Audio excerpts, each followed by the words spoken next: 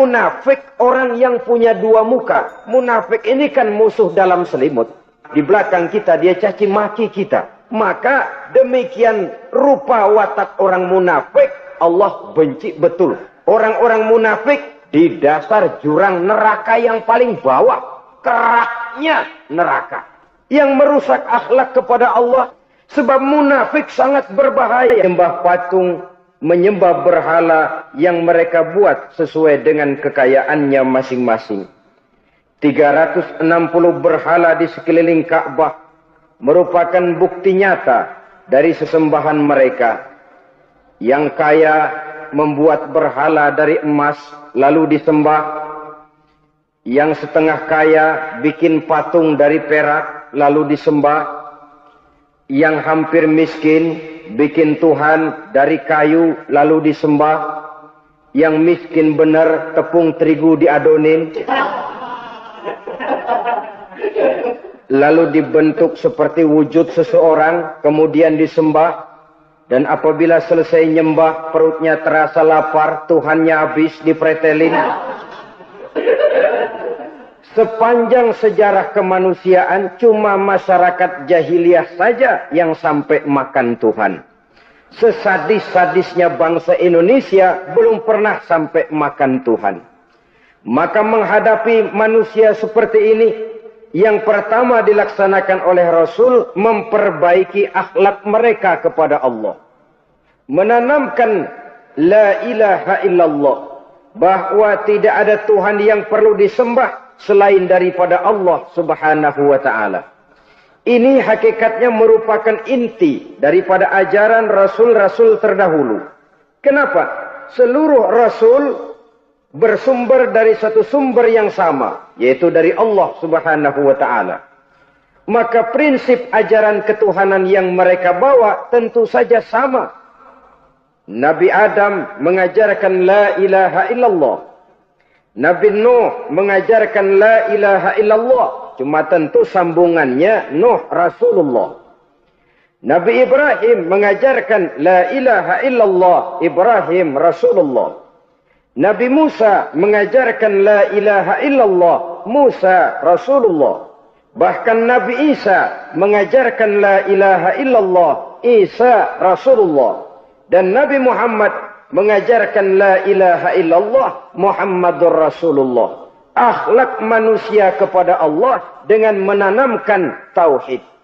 Jadi kalau ingin berakhlak yang benar kepada Allah, jaga tauhid, pegang teguh akidah. Saudara-saudara kaum muslimin rahimakumullah. Lawan daripada tauhid adalah kufur. Kufur bisa dua. Bisa kufur iman, bisa kufur nikmat. Kufur itu sifatnya, kafir itu orangnya. Ada orang kufur iman. Dan ini merusak akhlak kepada Allah Subhanahu wa ta'ala. Kufur iman itu kadang-kadang bentuknya syirik. Orangnya disebut musyrik. Kufur iman itu kadang-kadang bentuknya nifaq.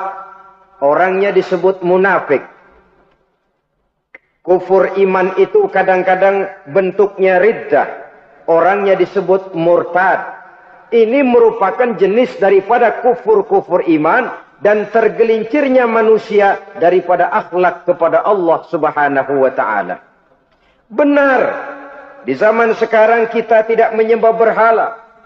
Memang di zaman sekarang kita tidak menyembah patung. Iya, kita tidak berkeyakinan Tuhan lebih dari satu. Tapi kadang-kadang akhlak kita kepada Allah sering lentur dan luntur. Sering bergoyang dan tergoncang. Sering kena erosi dan polusi.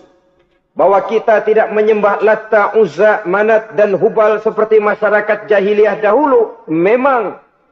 Tapi Latta zaman sekarang, Uzza zaman sekarang, Manat dan Hubal di zaman sekarang, berhala-berhala di abad kita sekarang ini, kadang-kadang bernama harta, kadang-kadang bernama wanita, kadang-kadang bernama tahta, mungkin juga bernama Toyota.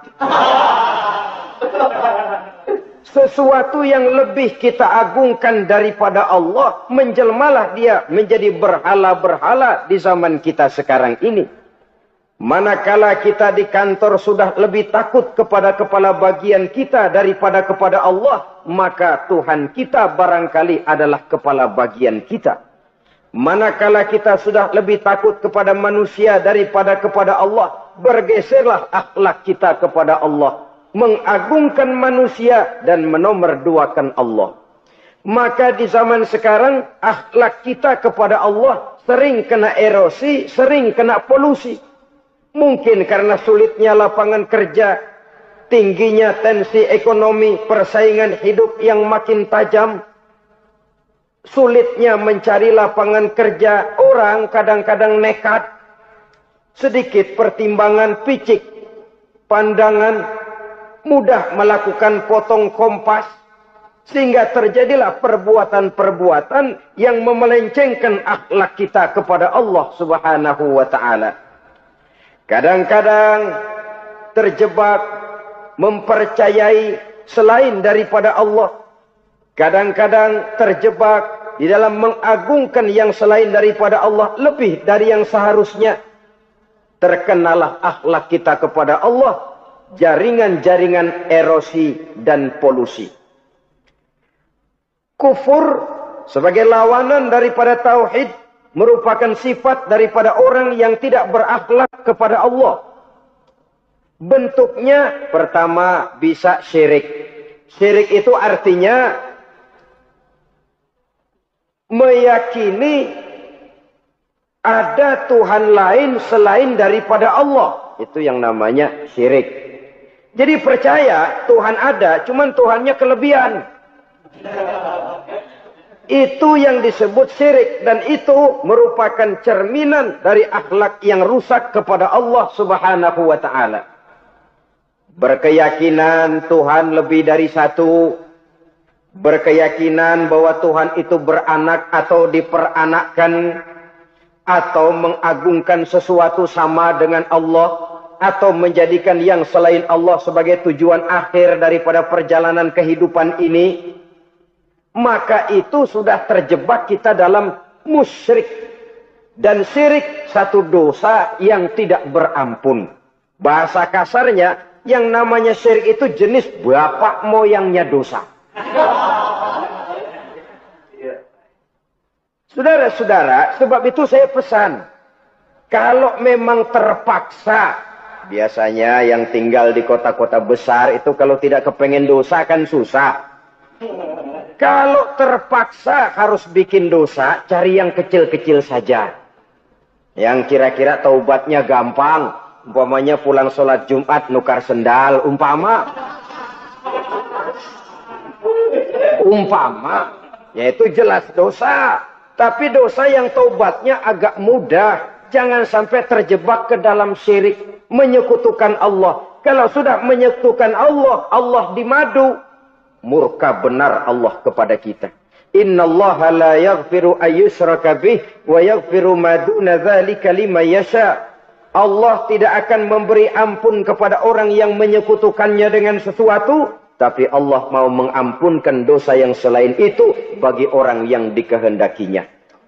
Jadi orang-orang yang sudah terjebak syirik, menyekutukan Allah, meyakini ada Tuhan lain selain daripada Allah, meyakini Tuhan beranak atau diperanakkan, bagaimanapun baiknya mereka di dunia, bagaimanapun sosial jiwanya, bagaimanapun pemurah tangannya memberikan santunan dan pertolongan kepada orang lain, kalau sudah syirik, seluruh nilai kebaikannya akan tidak ada gunanya lagi. Karena tidak ada tempat nilai kebaikan itu bergantung. Sedangkan kita berbuat baik agar diterima oleh Allah. Kalau Allahnya marah kepada kita, siapa yang akan menerima nilai kebaikan itu sendiri? Ini bentuk yang pertama. Yang nyata-nyata menyembah berhala, syirik. Yang nyata-nyata beriktikad Tuhan lebih dari satu, syirik. Atau yang tersamar. Yang tersamar itu yang sering jadi penyakit kita. Saya sejak ada perkutut ini di rumah, perkutut. Saudara-saudara, yang merusak akhlak kepada Allah, yang merusak tauhid setelah syirik, bisa juga berbentuk nifak. Nifak itu sifatnya, orang yang punya sifat nifak disebut munafik. Asal katanya dari nafakun. Nafakun itu satu lubang yang punya dua muka. Seperti goa, ada tempat masuk, ada tempat keluar. Maka munafik orang yang punya dua muka. Kalau bahasa kita, pandai bermain minyak di atas air. Manis jika berhadapan, balik belakang lain bicara.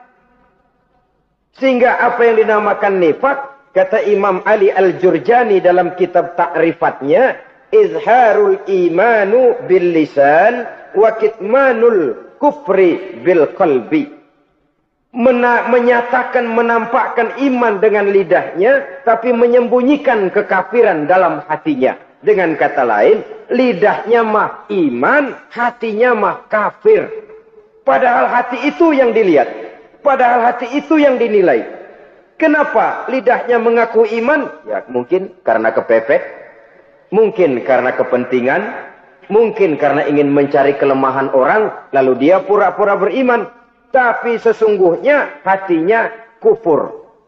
Ini merupakan penyakit munafik. Dan terus terang, menghadapi orang munafik jauh lebih berat daripada menghadapi orang kafir. Kenapa? Munafik ini kan musuh dalam selimut. Mau dibilang musuh nyata-nyata, apalagi di zaman Rasul ya, ketika periode Madinah, berat sekali menghadapi orang munafik. Mau dibilang kafir, kalau ketemu assalamualaikumnya medok juga. Mau dibilang mukmin, di belakang ngegerundel. Nyari-nyari penyakit, nyari-nyari lantaran, mencari-cari gara-gara. Kalau kafir, jelas kafirnya.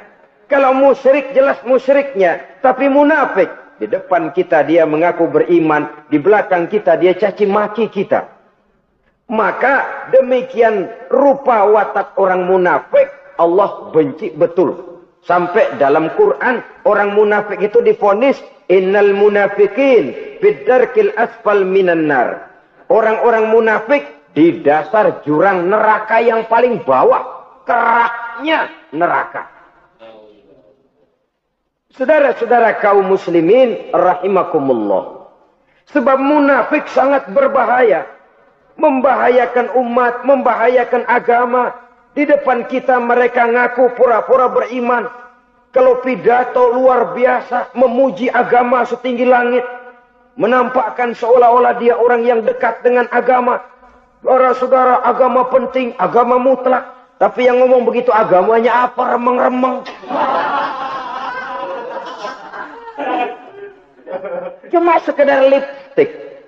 Cuma sekedar dekorasi. Cuma sekedar kamuflase. Buat ngibuli orang lain. Dia mengaku beragama. Mengatakan agama mutlak. Menganggap agama penting. Seolah-olah memperhatikan benar tentang tatanan kehidupan beragama. Tapi sebenarnya di hatinya tidak lebih berkecamuk penyakit-penyakit kufur. Maka sifat munafik ini termasuk menodai tauhid. Artinya merusak akhlak kita kepada Allah Subhanahu wa ta'ala. Sifat yang ketiga yang juga merusak akhlak kita kepada Allah dinamakan riddah. Riddah itu sifatnya. Orang yang punya sifat riddah disebut murtad. Murtad keluar dari Islam. Keluar dari Islam tentu tadinya di dalam Islam. Oleh satu perbuatan dia bisa menjadi murtad. Misalnya, tadinya dia iman benar kepada Allah. Tapi melarat. Kadang-kadang sehari masak, 3 hari libur. Akhirnya oleh kesulitan ekonomi dia tidak kuat. Ada yang menawarkan kebaikan, dibawain supermi, dibawain obat-obatan, diberikan beras. Goyah imannya.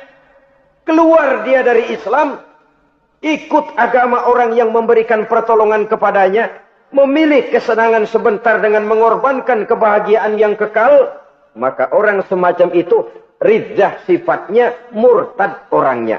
Keluar dari Islam. Dan yang menyebabkan kita murtad bukan cuma orang nyata-nyata memproklamirkan diri keluar dari Islam lalu mengikuti agama orang lain. Bukan cuma itu.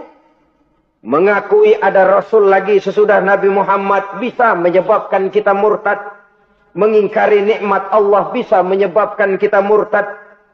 Meyakini semua agama benar bisa menyebabkan orang menjadi murtad. Meragukan kesempurnaan dan kelengkapan Al-Quran bisa menyebabkan orang jadi murtad. Mengingkari sunnah bisa menyebabkan orang menjadi murtad. Banyak hal-hal yang bisa mendatangkan penyakit riddah dan membuat pelakunya menjadi murtad. Dan ini menodai akhlak kita kepada Allah Subhanahu wa ta'ala. Itu tadi kufur iman, saudara-saudara. Nyata-nyata mengingkari Allah.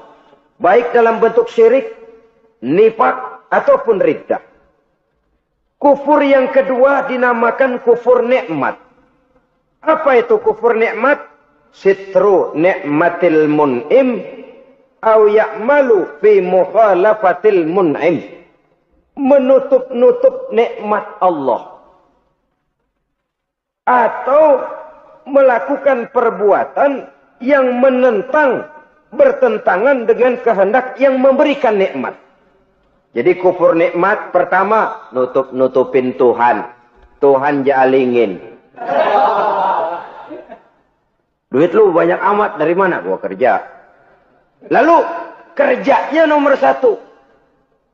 Orang yang berakhlak kepada Allah dia akan menjawab, kamu uangnya kok banyak dari mana? Rizki dari Allah. Caranya saya kerja. Kerja itu cara. Rizki itu dari Allah datangnya. Bukankah di zaman sekarang kita sering terpeleset? Ini merupakan cerminan dari rapuhnya akhlak kita kepada Allah Subhanahu wa ta'ala. Karena usaha saya memang. Karena saya peras keringat banting tulang tentu. Tapi sadarkah kita bahwa sepanjang yang bisa kita lakukan cuma berusaha, peras keringat banting tulang.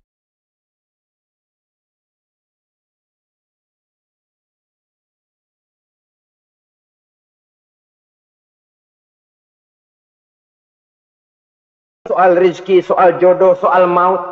Kitakah yang mengatur? Kitakah yang menentukan? Subhanallah. Manusia sungguh tidak berdaya menghadapi tiga hal paling pokok ini.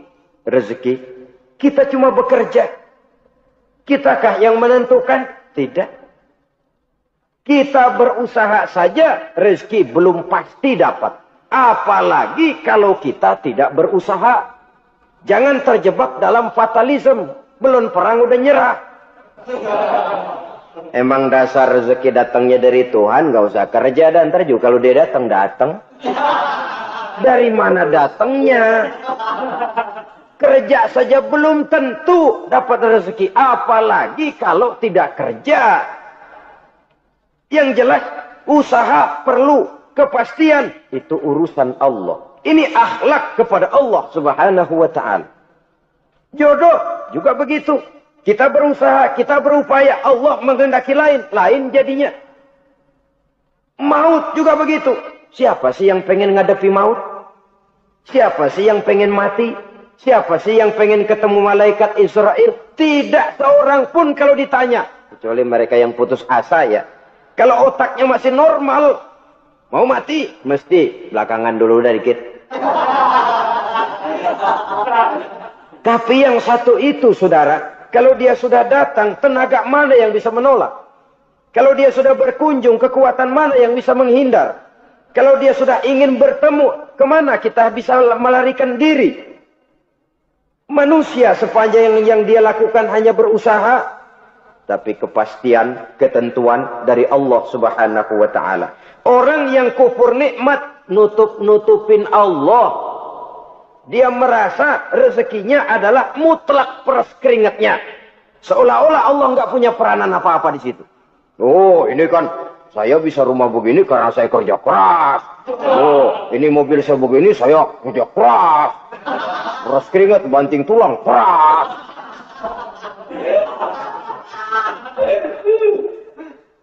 Saudara-saudara kaum muslimin rahimahkumullah. Jadi menutup-nutupi Allah. Akibatnya nanti kalau dia berhasil, Allah ketutupan. Kalau dia gagal, orang lain dicaci maki, dicari kambing hitam. Kalau kambing hitam kan mahal. Karena orang sering cari-cari kambing hitam. Jarang orang mau jujur kalau bertemu kesulitan lalu mencari sebab pada dirinya sendiri. Yang paling enak ya nyalain orang.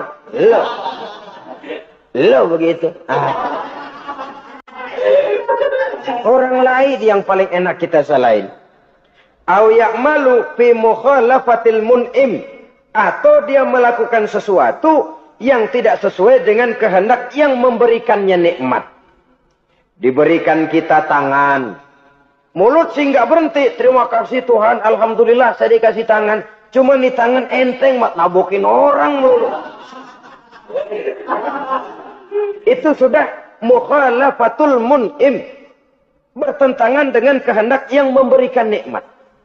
Diberikan harta. Mulutnya mah basah. Terima kasih Tuhan. Alhamdulillah dikasih harta. Tapi pelitnya minta ampun. Kikir, koret, medit. Ini juga termasuk kufur nikmat. Mempergunakan suatu nikmat bertentangan dengan kehendak daripada yang memberikan nikmat itu sendiri.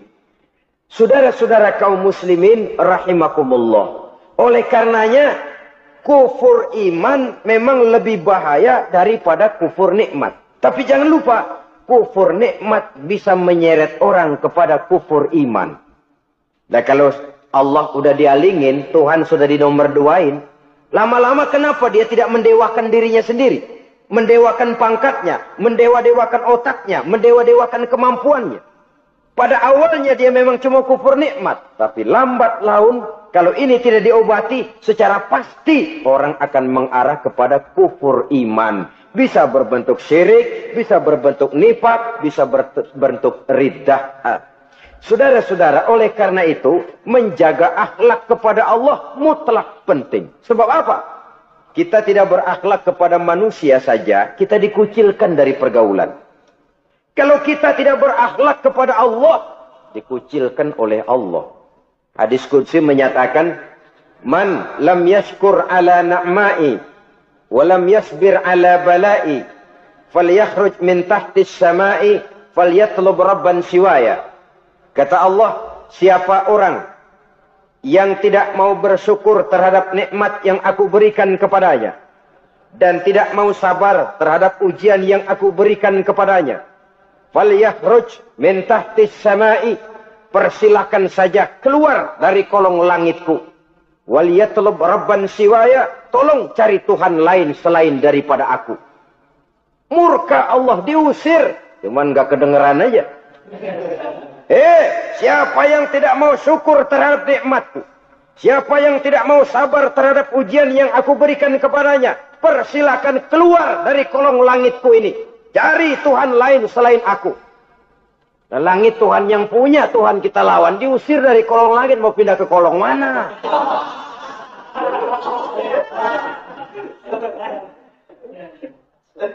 Jadi jangan merasa, kufur nikmat kan enteng. Iya, kelihatannya begitu. Tidak sebahaya kufur iman. Tapi kufur nikmat ini merupakan anak tangga. Yang kalau kita sudah mulai naik, kita akan naik terus. Sampai kepada tingkat di mana kita mengalami kufur iman.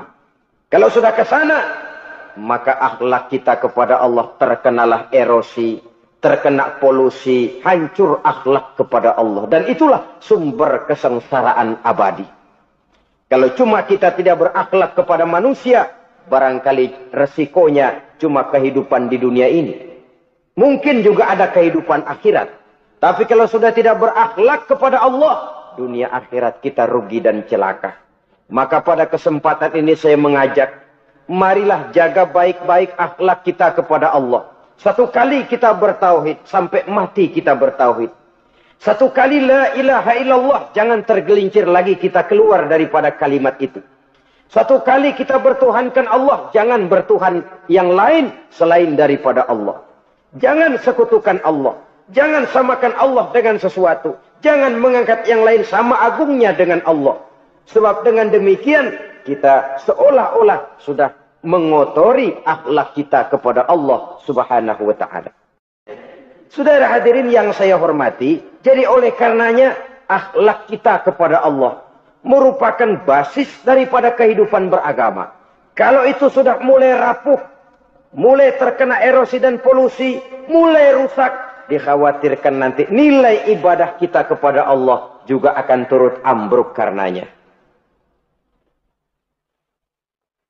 Saudara-saudara kaum muslimin rahimakumullah. Tugas yang kedua, memperbaiki akhlak manusia kepada sesama manusia. Kita tahu Islam sesuai dengan namanya adalah agama damai. Maka akhlak manusia kepada sesama manusia menempati porsi yang penting dalam kehidupan beragama. Bagaimana seorang muslim bergaul, bertata krama terhadap sesama manusia. Mari kita lihat lebih jauh persoalannya. Untuk memudahkan pembicaraan dari kacamata agama, kita kelompokkan saja manusia itu dalam dua. Pertama yang seiman dan yang kedua yang tidak seiman. Yang tidak seiman itu kita sebut saja kufur atau kafir.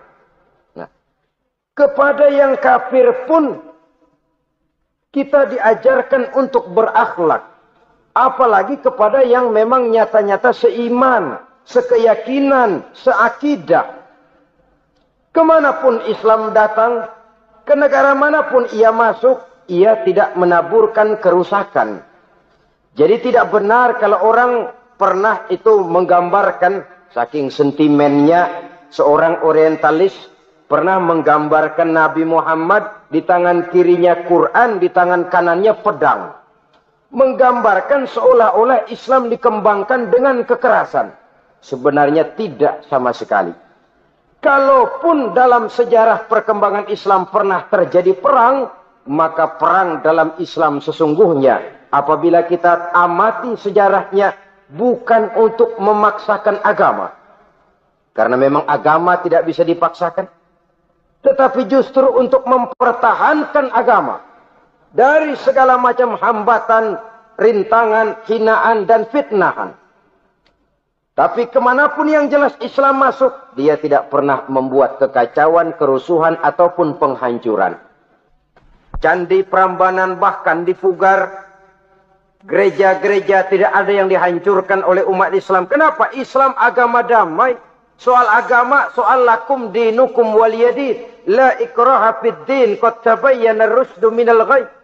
Tidak ada paksaan dalam beragama, sebab nyata yang benar dengan yang tidak benar.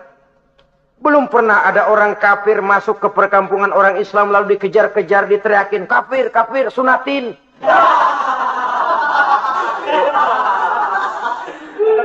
Belum pernah. Kenapa? Islam menghormati orang lain agama. Nah, yang kafir ini macam-macam, saudara. Ada kafir harbi. Nah, ini kafir kerok. Ini kafir yang nyata-nyata memproklamirkan permusuhan kepada umat Islam. Nyata-nyata mengganggu ketenangan umat Islam. Kafir yang seperti ini yang boleh diperangi. Misalnya kita mau sembahyang Jumat dijagain. Nggak boleh sembahyang Jumat, getok palanya. Kafir harbi artinya tantangan perang datang dari mereka. Bukan kita yang mulai. Mereka yang buka front. Prinsipnya umat Islam tidak boleh mencari-cari musuh. Tapi pun tidak boleh lari kalau ketemu musuh. Musuh jangan dicari, ketemu jangan lari. Karena itu kesan seolah-olah umat Islam ini teroris. Umat Islam ini destroyer. Umat Islam ini sering menimbulkan keonaran, kerusakan. Sungguh satu fitnahan yang sangat keji. Umat Islam adalah umat yang cinta damai. Islam di masa perkembangannya masuki Eropa melalui Selat Gibraltar, Jabal Tariq, memasuki Spanyol. Islam tidak pernah meruntuhkan gereja. Islam tidak pernah membunuh orang-orang Nasrani. Bahkan Islam mewariskan peradaban dan kebudayaan yang begitu tinggi nilainya di bidang ilmu pengetahuan. Sampai ketika itu Barat banyak mengkaji ilmu pengetahuan dari dunia Islam. buku-buku berbahasa Arab diterjemahkan ke bahasa Yunani, dipelajari oleh para cendekiawan di negeri barat sana. Mereka mengambil manfaat yang banyak dari masuknya Islam ke Eropa. Sementara gereja tetap berdiri dengan megahnya. Kuil-kuil tempat peribadatan tidak satupun yang diusik-usik. Kenapa? Islam agama yang cinta damai. Asal dia tidak diganggu, asal kehormatannya tidak dihinakan. Jadi kafir harbi, kafir yang nyata-nyata nantang perang, ngajak berkelahi. Itu kafir yang nyari penyakit. Kafir harbi ini boleh diperangi dengan catatan mereka yang memang mulai. Yang kedua, kafir zimmi. Kafir zimmi, kafir yang hidup di tengah mayoritas muslim, tapi mereka mau hidup dengan aman, damai, tenang. Mereka wajib dilindungi. Bahkan Nabi pernah memberikan satu jaminan, man adza zimmiyan faqad adzani. Siapa yang mengganggu orang kafir zimmi sama saja dengan mengganggu saya. Kehormatannya dijaga, harta bendanya dilindungi, anak istrinya pun dilindungi. Dan ini jadi kenyataan. Saudara bisa lihat di negara-negara yang mayoritas penduduknya beragama Islam, orang-orang kafir di luar Islam hidup dengan tenang, aman, damai. Di Saudi Arabia, di luar tanah haram, di luar Mekah dan Madinah, banyak orang-orang kafir mencari nafkah. Mereka tenang, aman, dilindungi undang-undang. Begitu di Mesir, begitu di negara Indonesia yang berdasarkan Pancasila ini. Kehidupan beragama menimbulkan gairah, rukun, tenang, aman, damai. Sepanjang tidak saling ganggu, tidak saling usik, menghargai orang yang sudah beragama. Tidak menjadikan penganut suatu agama sebagai sasaran dari dakwah agama lainnya.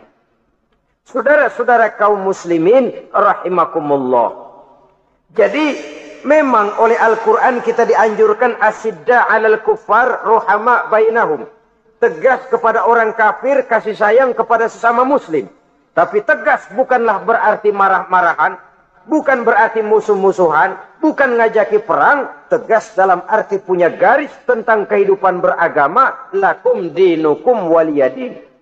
Soal kehidupan sosial, mari kerjasama. Bangun jalan, ayo rame-rame. Siskamling, mari bebarengan. Bikin puskesmas, mari sama-sama. Tapi kalau sudah soal agama, itu tidak perlu ada toleransi agama. Yang perlu toleransi antar umat beragama. Kalau umatnya mau kerjasama, silakan. Tapi tidak menyangkut soal ibadah. Jangan kerjasama di bidang ibadah. Itu kerjasama yang salah pasang, saudara-saudara. Sehingga dengan demikian, toleransi adalah menyangkut kehidupan antar umat beragama. Sedangkan agama sendiri punya kapling yang nyata.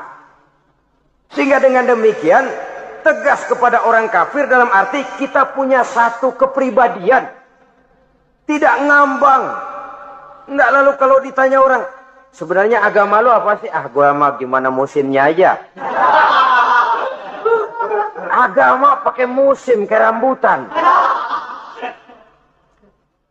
Akhirnya ya begitu, musim-musiman. Ke masjid kelihatan, ke gereja hayo, ke candi nongol, ke apa? Bingung malaikat bagaimana nyatetnya nih bocah ini. Di mana aja ada. Kita punya satu kepribadian. Saya muslim dan garis saya ini, lakum dinukum waliyadin. Bagi Tuhan persilakan agama Tuhan, bagi kami agama kami. Kami hormati Tuhan, Tuhan hormat kepada kami. Tapi soal agama, kaplingnya jelas. Kerjasama, mari urusan muamalah, bidang sosial. Yuk kita siskamling sama-sama dengan orang lain agama. Mari jaga kerukunan, kesatuan, persatuan, kekompakan. Perbaiki jalan yang rusak, mari sama-sama. Mendandani jembatan yang runtuh, mari sama-sama. Tapi sembahyang, kaplingnya lain-lain. Sebab Nabi juga dulu pernah ditawarkan begitu loh. Sama kafir jahiliyah dulu Quraisy itu. Sudah Muhammad, sekarang begini saja, kita join aja daripada marah-marahan. Hari ini saya oke, menyembah Tuhanmu Allah. Besok gantian kamu menyembah Tuhan kita, Latta, Uzza, Manat, dan Hubal.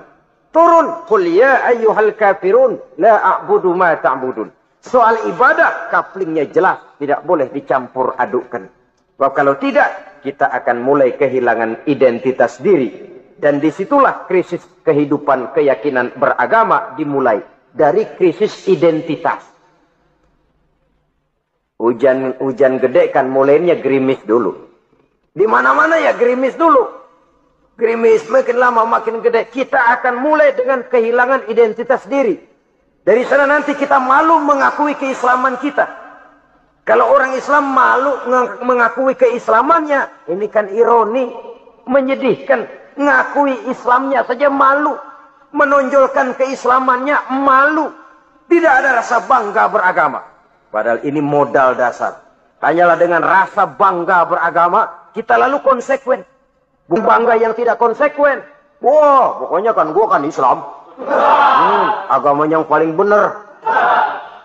Tapi hidupnya sendiri jauh dari tuntunan Islam. Itu bangga yang tidak beralasan. Bangga yang tidak perlu dibanggakan sebenarnya. Kebanggaan yang membuat kita konsekuen dan dekat dengan kehidupan beragama. Jadi dengan demikian saudara-saudara, kepada non-muslim kita juga harus berakhlak. Bukankah ini sudah dicontohkan oleh Rasul? Bagaimana beliau disambiti orang di Taif, yang menyambiti malah didoakan. Bagaimana Suraqah mau membunuh beliau, malah Suraqah didoakan. Bagaimana Abu Jahal dan Abu Lahab saking mangkalnya. Ini Abu Jahal pernah gali lubang di kamarnya sendiri, di depan tempat tidurnya. Setelah dia gali lubang, ditutupin pakai keraras korma. Lalu dia tarik selimut, belagak meriang. Dia pesan pesuruhnya, bilangin Muhammad, encangnya meriang. Pamannya sakit, minta ditengokin. Nabi dengan segala husnuzonnya berangkat nengokin. Abu Jahal dari balik selimut ngintip. Ah, itu dia Muhammad, itu dia tuh. Dia tuh, masuk Dani, masuk. Mulai di jalan, senang Abu Jahal. Ah, terus dah. Begitu ke pelosok, masuk ke lubang, gue pendem terus lalu. Memang niatnya mau mencelakakan Nabi. Sudah tinggal beberapa langkah lagi Nabi akan berjalan ke arah lubang itu. Malaikat Jibril ngasih tahu, Muhammad, Abu Jahal pamanmu cuma pura-pura sakit. Di depan tempat tidur itu ada lubang sudah dia gali untuk menjerumuskan kamu. Sudah, balik pulang. Balik badan Nabi. Sudah hampir mau melangkah, kakinya malah muter pulang. Abu Jahal yang ngelihat Nabi sudah hampir jatuh, nggak jadi, balik pulang. Lupa kalau lagi sakit. Udah Muhammad buruan, sini. Ke pintu, dia kejar.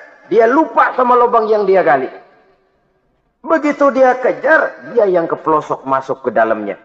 Sejak saat itu ada pepatah, man hafara hufratan waqa'a fiha. Siapa yang suka nggali lubang, dia sendiri bakal terpelosok ke dalamnya. Jatuh dia ke lubang yang dia gali. Padahal ya paling banter 2 atau 3 meter paling dalam. Dari dalam lubang itu dia teriak-teriak, Muhammad, tolongin, pamanmu kecebur. Kasih tahu Muhammad, kasih tahu, datang lagi lah pesuruhnya.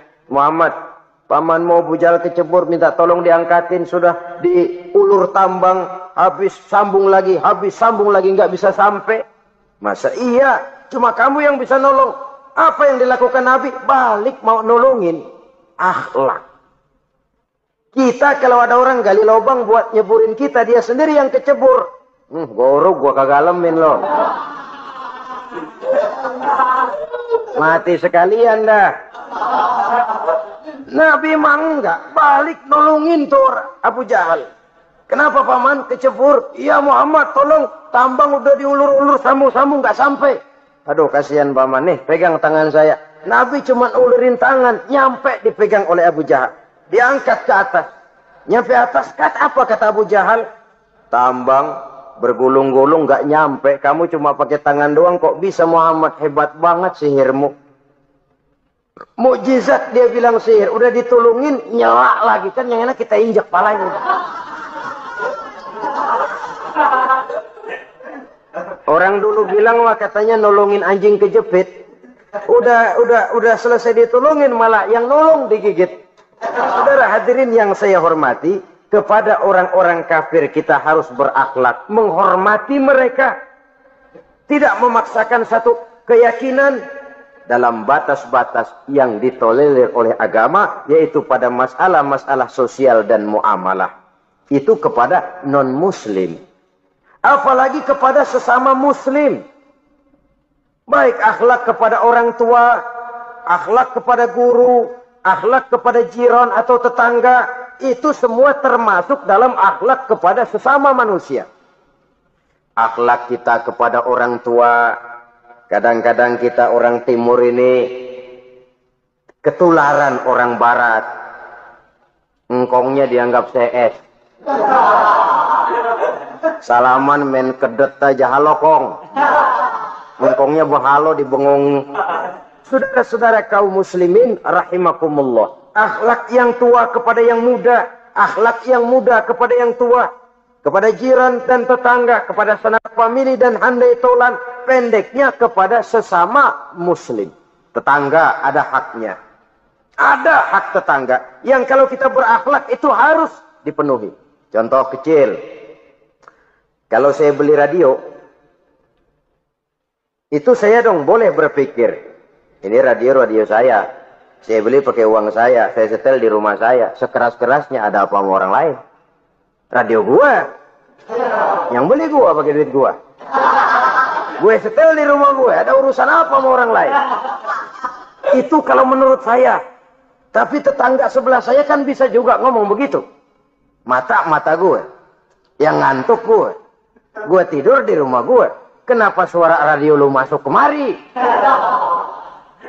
Ketika itulah lalu kebebasan saya nyetel radio dibatasi oleh kebebasan tetangga saya yang mau tidur. Ini sudah akhlak namanya.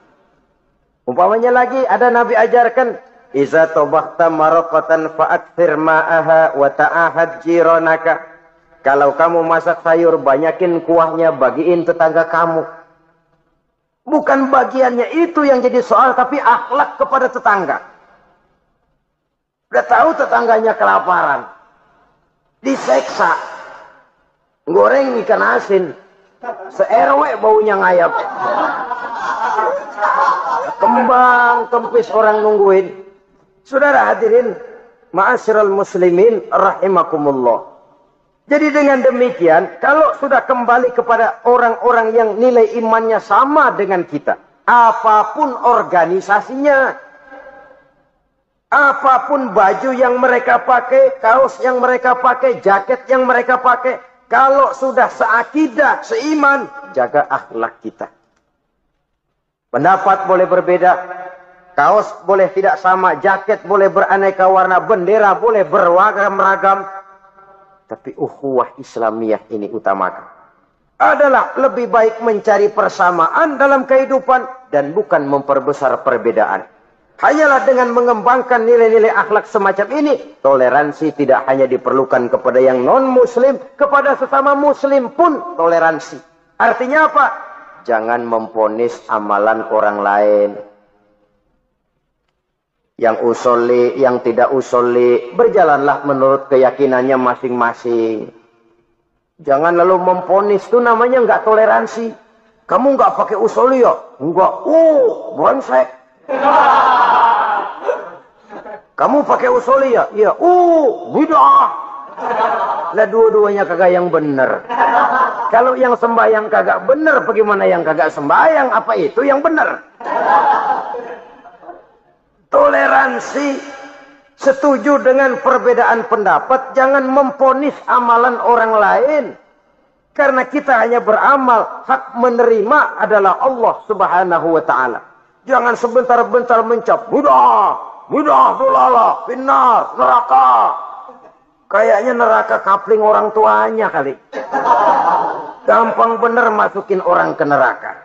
Kita kadang-kadang bisa toleransi dengan orang luar, tapi kepada sesama muslim, toleransi tidak sanggup kita adakan.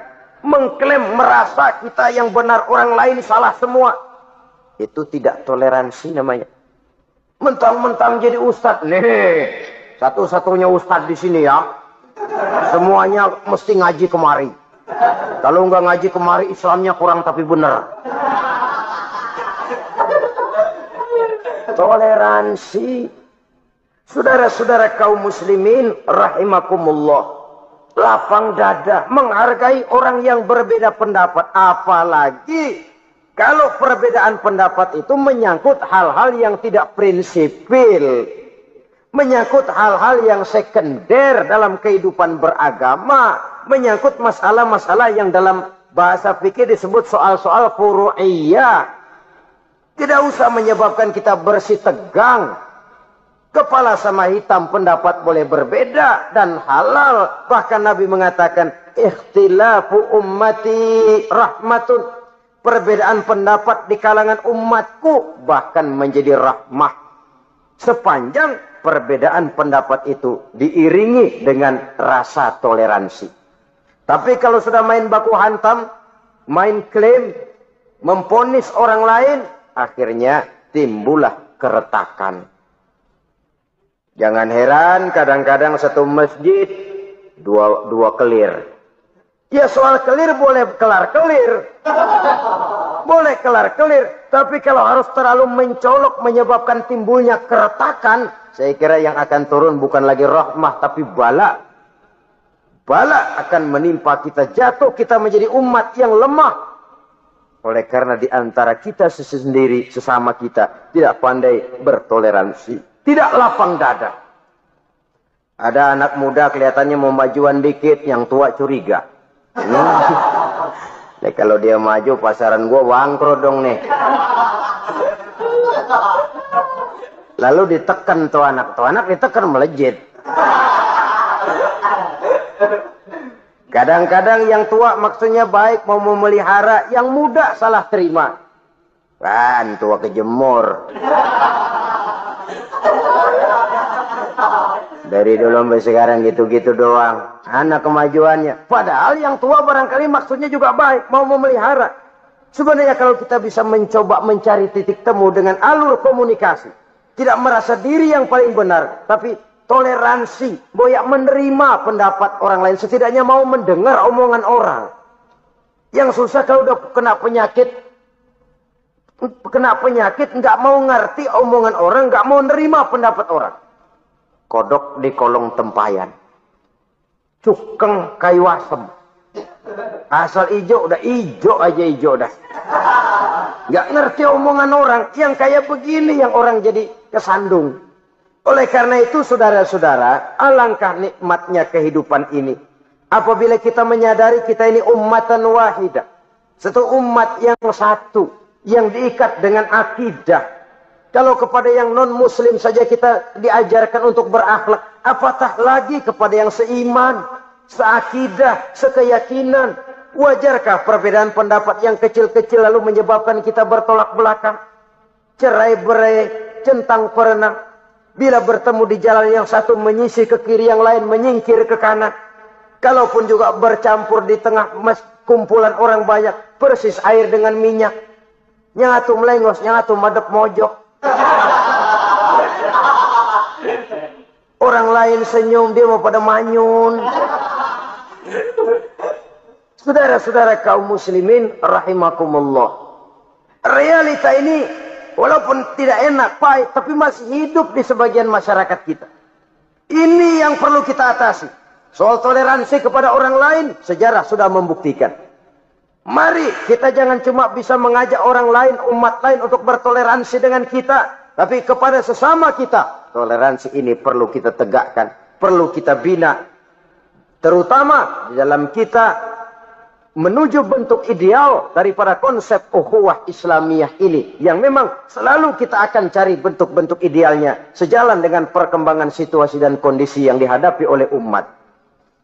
Perbedaan organisasi, perbedaan kepentingan organisasi tidak seharusnya menyebabkan kita merasa meremehkan orang lain dan mengangkat diri, mengklaim diri sebagai yang ter. Jadi dengan demikian, apabila yang pertama tadi akhlak kepada Allah dinamakan hablum minallah, maka yang kedua ini merupakan hablum minan nas. Jikalau baik akhlak kita kepada Allah, baik akhlak kita kepada manusia, nikmat rasanya menjalani kehidupan. Kadang-kadang orang akhlaknya kepada manusia baik, tapi kepada Allah tidak baik. Hormat sama yang tua, menyayangi yang muda, sama tetangga rukun, tapi sama Tuhan nggak mau sujud. Ini baik kepada manusia, tapi tidak berakhlak kepada Allah. Atau sebaliknya, sujudnya sama Allah mah tekun, bener, khusyuk, bahasanya juga fasih, luar biasa. Tapi sama manusia sombong, takabur, ujub, merasanya dia doang yang paling benar. Sebab iblis itu ya, itu kadang-kadang datang lewat hati, dan memang selalu markasnya di situ. Kalau dia tidak bisa menggoda kita dengan yang lain, dia tumbuhkan sifat ujub. Dia bisikin, wah, memang di kampung ini yang paling banyak ibadahnya ente. Yang lain mana, lihat tuh kerocok semua. Lalu di hati orang itu tertanam sifat iya ya. Nah, tatkala iya ya, dia sudah terkena serangan iblis. Akhirnya apa? Orang lain diremehin. Asalnya kagak mau sembahyang aja diajak salaman udah najis aja dah. Ketemu juga mukanya ditekuk 4. Akhirnya bukan ngajak malah ngenyek, ngina. Lah orang dihina makin jauh, makin tidak tersentuh. Bukan cara itu yang diajarkan oleh Rasul. Bahwa orang tidak mau sholat, tugas kita mengajak. Soal dia tidak sholat, itu dosa dia kepada Allah. Saudara-saudara kaum muslimin, ujub disuntikkan oleh iblis ke dalam hati kita. Sujudnya kepada Allah benar, tapi akhlaknya kepada sesama manusia. Merasa paling benar sendirian, merasa orang lain salah semua. Pokoknya kalau di luar lingkungannya udah kagak bener aja udah bahaya. Saudara-saudara, ini juga penyakit yang disuntikan oleh iblis. Sebab iblis itu tipu dayanya luar biasa, strateginya lihai. Makin tinggi kualitas iman, ya makin berat upaya iblis untuk menjerumuskan kita. Karenanya saya mengajak, marilah kita bertoleransi. Baik kepada non-muslim, lebih-lebih lagi kepada sesama muslim yang kebetulan berbeda baju, berbeda kaos, berbeda organisasi, lain bendera yang dibawanya. Tapi toleransi mari kita canangkan. Kita terikat oleh ukhuwah Islamiyah. 2. Yang ketiga, akhlak manusia kepada makhluk Allah lainnya di luar manusia.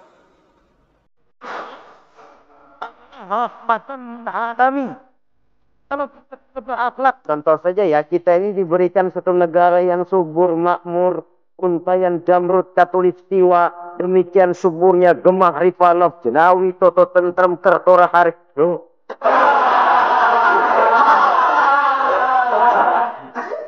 Alam yang begini indah, alam yang begini subur. Kalau kita tidak berakhlak kepada alam, kita kurang sumber daya alam, kita tebangi hutan secara liar, kita gunduli bukit, merusak alam, balasannya akan kembali kepada kita. The natural of law, kata orang kulo,